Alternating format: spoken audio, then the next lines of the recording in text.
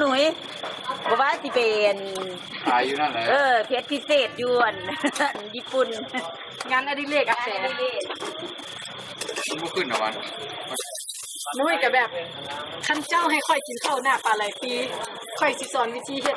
โรตีให้แต่ค่อยบ่สอนวิธีเฮ็ดแป้งค่อยสอนวิธีตีอย่างเดียวจังโมงเองใช่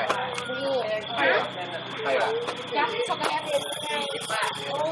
โมงตุ่มยัสมินมึงไม่ทายอยู่แบบยังใช่เนื้อวัวเนี่ยฮักกัน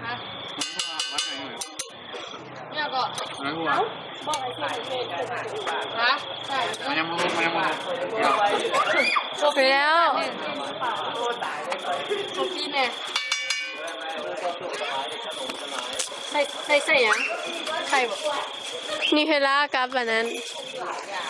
กับโอวันตินถ่ายดูเมื่อยตัวถ่ายดูไม่ใช่ทงใช้โรตีเนี่ยนะโอ้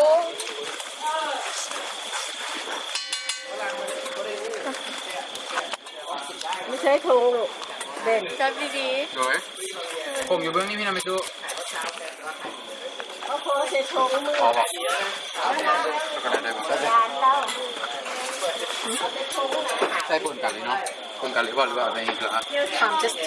สมินบอกเลยเอาไปใส่ไปใส่ชกเลยใส่กันดีก็ได้กันจริงแล้วเลยมาห่ออาเบะ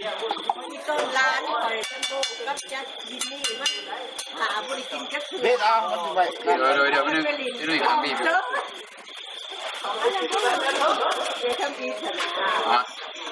เป็นต้องเอาผลกันทุกอย่างจะแผ่นเคยแล้วเป็นยังไงหนุ่ยเนเธอร์ล่าของใครนิเทลล่าของไอเบนมาเปลี่ยนลึกคืนนี่มันคือเบียร์ของลูกมันเป็นเบียร์ของปะไว้หน่อยมันจะใหม่แล้วอย่ายัดกันไปใส่เดี๋ยวได้แล้วใส่ไม่แล้ว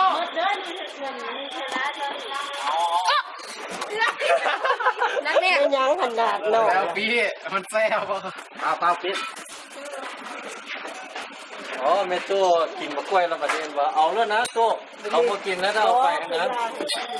นั่นละเอาไปแซ่บเลยเฮ้ยคอยบางพอเวลาบางคอยไม่ต้องย่านมันมาทอดหรอก